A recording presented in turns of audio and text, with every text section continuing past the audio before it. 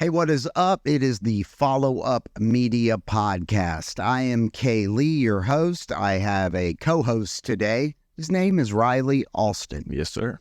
He is the Vice President of Sales for Follow Up Media. I happen to be the CEO. I mean, I don't really care about titles, but, as far as legal documents go, he's got to be one. You signed the papers. Yeah, I did sign the papers, and I got the coin, or the stamp. I got the official stamp and seal. I got a seal, a little certificate and a plaque. This is our first intro episode for Follow Up Media. I have been the host of a podcast before. It was more of a pop culture entertaining man podcast, but this is the first episode of our kind of business initiative for Follow Up Media. Now, Follow Up Media is a full service production and marketing agency. So we handle everything from production, post-production of content, media, all the way down to the marketing of services and products and content. So we do, podcast launching, we do video production, we do sonic branding, which we're going to get into all these. We do follow-up AI, so we create custom AI solutions for businesses and individuals as needed. And we also do YouTube optimization, social media management, website SEO. We can, create digital ad campaigns. We can get you billboards, digital ones and static ones. But I wanted to kind of go into, now that I mentioned a lot of our services, but I wanted to go into, how it all came to be, and what you'll get from this podcast if you decide to listen down the road. Tell us your story. Well, I was born in New York in the year of the horse, or Chinese New Year, the Chinese year of the horse. I like it. That would be 78, so I'll date myself. Man, wow. I'm an old bastard. Anyway, maybe. I work for a syndicated morning radio show here in Atlanta, Georgia, which is where this podcast is actually being recorded from, at one of our 2 studio locations. Oh, I didn't even mention the studio locations. So we do have 2 active studio locations, brick and mortar, and we have the ability to record. We have an online recording studio, kind of like a Zoom, but better, that we do use. It's not my creation, but I sure will use it like it is, and our clients use it like it is. But a few years back, I started a podcast with a good buddy of mine as I went down the road, and while there were 2 of us, but it seemed like I was doing all the work.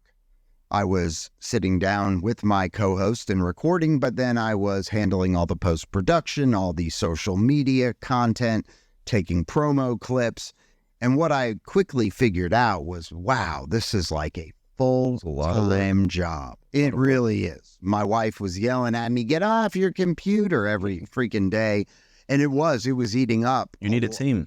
You do, but I couldn't afford one, everything that funded that podcast initiative came out of mine and my co-host's pocket. So we split everything, which did pad a little bit of the cost, but it still was money coming out of my pocket and I wasn't making anything, which is a whole nother topic for another time, which is how to monetize your podcast or monetize your video content. And we'll get into that. I was kind of at a crossroads. And then what I started to notice was that while I couldn't afford it because it was kind of this pop culture initiative, it wasn't really, and we brought on awesome guests that had great stories. And I guess if you build the audience big enough, you could start to gain some revenue from it. And it's got a lot of advantages. You almost, if you get big enough, you almost become influencer. Yeah. Which could be a great space, but the amount of people that actually achieve that is so few and far between. Yeah. I mean, if you make it to 20 episodes, you're in the top 10% of people who start podcasts. Mm-hmm. But the difference between that 10% and then Joe Rogan or Travis Kelce, yeah, with $150 million, 5-year deals. Yeah. That difference between 10% and that 0.001% is huge. And so, if you make it to 100 episodes, you're in the top 5%. But there again, that top 5% to the Travis and Jason Kelce, is massive. Yeah. So, but I started to notice, and I saw something I couldn't unsee. And while I couldn't afford it, I noticed that 99% of businesses still weren't using content on a whole for marketing. Yep. That could be podcast, could be video creation, video series. Any real, usable piece of content that they could use for thought leadership, so, being the subject matter expert, bringing brand awareness. That's a big thing that I noticed and thought about was like, well, if you're in business and you've been in business for any amount of time, you've already got a built-in audience, sort of, because your customers are your first audience. Mm-hmm. So by creating content that aligned with that niche audience, you could educate your audience on your product or your service. If you're a financial advisor, how to educate them to save more, invest more. And that will directly affect the money that you're managing for that particular customer. For sure. So after seeing that, without going too far down the road, I couldn't afford it. But I'm like, okay, why aren't businesses utilizing this modern, forward-facing element in their business? While I don't have any money, if depending on the business, hopefully they have a marketing budget. And so if you can get them to direct their marketing budget towards an initiative like this, well, now I can bring value. And so we launched a full-service production company that had a much smaller initiative. It was more focused in on, podcasts, like, to start with. But then, as it started growing and my team started building, all these other elements, which I have been hands-on working as a executive audio producer for a syndicated morning radio show in 28 markets for the last 10 years, I'm in my area of expertise. Mm-hmm. And here we are. Yeah. Now having 2 studio locations, and one of the studios that we're at right now, the Blend in Alpharetta, actually has 2 different studio setups, one of which you can partially see here. Riley's, and I could go through all the bells and whistles of this state-of-the-art studio. It is but state-of-the-art. It is.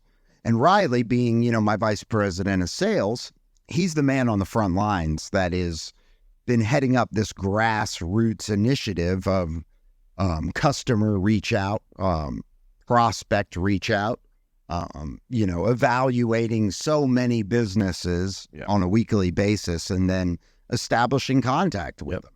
And so, the landscape is very open for businesses and companies within a certain industry to really get ahead of their competition, wouldn't you say? I would say 100%. And none of them are really doing it, like you said at the beginning, that 99% of the people aren't doing anything as far as creating content or even not even just a podcast, even creating any kind of content, no matter if it's podcast, video, anything like that. They're just static images, even their social media profiles, custom, unique posts. Yes. Consistently, right? Yep. You have to post consistently. Yeah. And and we'll get into the old blog, the ancient blog. Well, blogs have an SEO benefit. Yes. Like, people will use blogs for the SEO benefit and not really care whether people are reading it or not. Right. But then again, why not have a blog that was of your own words that has the SEO benefit, but that people who prefer reading might actually choose to read? Right.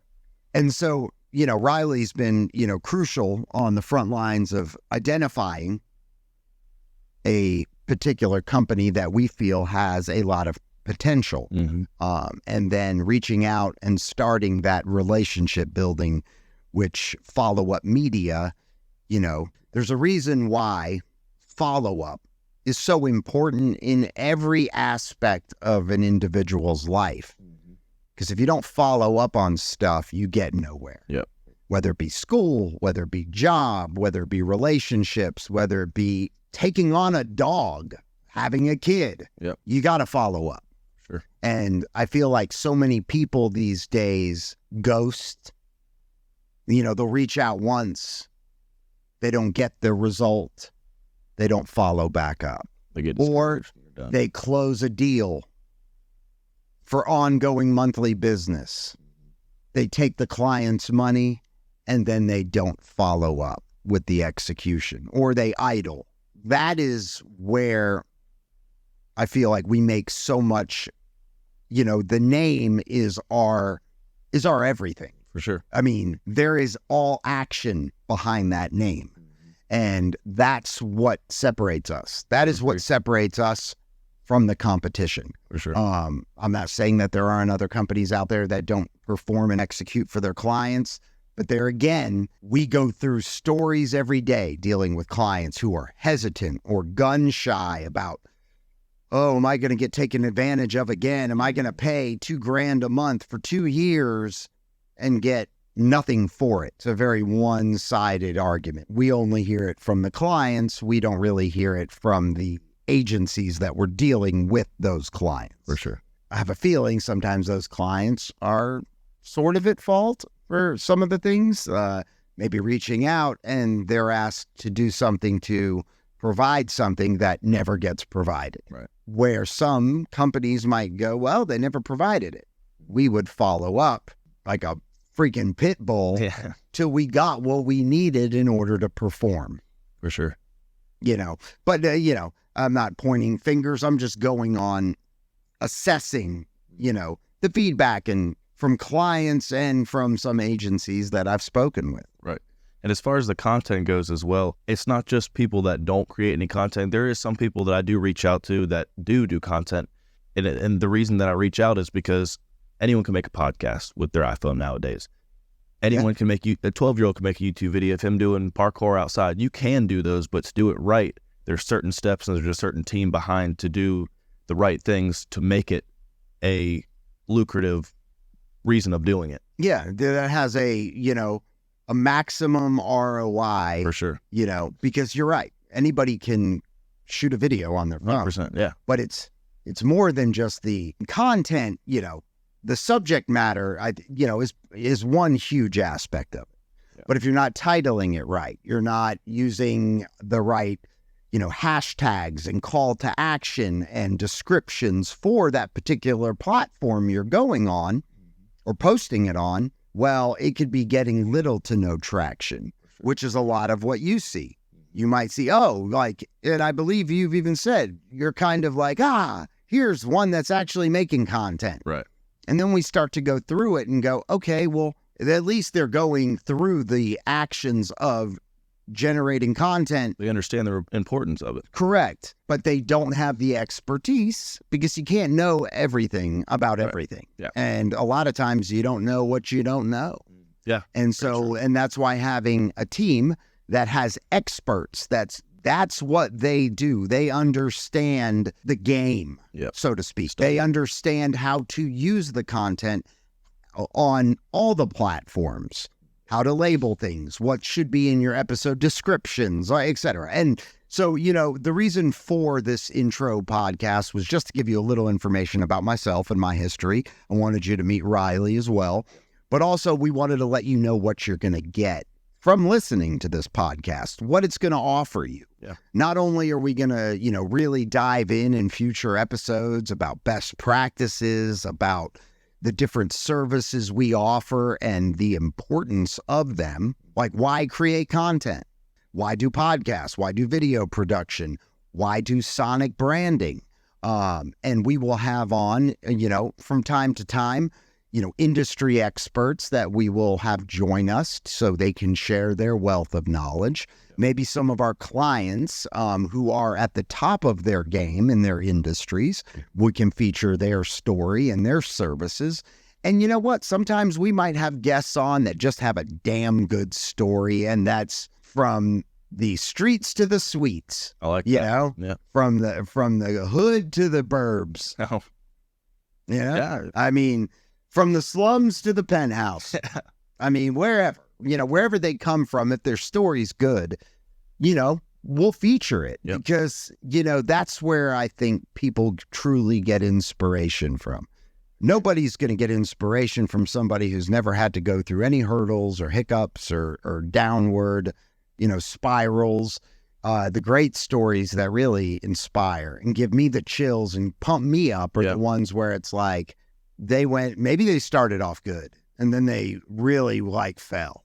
And then they pick themselves back up, and now they are truly successful. And even beyond successful, they're truly happy. Yeah. Because at the end of the day, if you're not happy, even if you're super successful, there's so many cases and, examples of, success and money don't really mean nothing at the end of the day if you're not happy within yourself and within what you do and what you've built, your family, your friends, yada, yada, yada.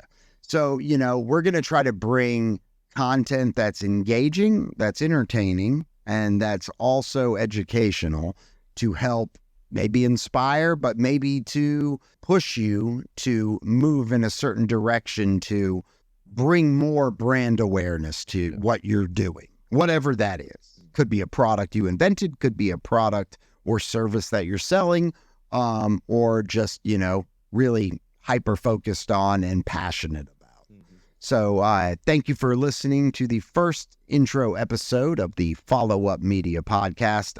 My name's Khristian Lee, my co-host. This time, he said so many words, I don't know if I'll allow him back. Riley You really Alston. hogged the whole episode. Oh, yeah. No, for real. Hit our episode description down on our YouTube channel. This podcast will be available on all major podcasting platforms. Subscribe, share it, and feel free to join the show. And you can do that by, checking out the episode description and just reaching out. If you have a question, you have a thought, a guest request, we'll do it all. Riley might even play your favorite song. If you just request it, you might just have to ask him. Yep. We can play the ukulele. Pretty good at that. He eats corn on the cob the slow way. The long way. Long way. Thank you. Knuckles and nectar. Yep. Follow Up Media.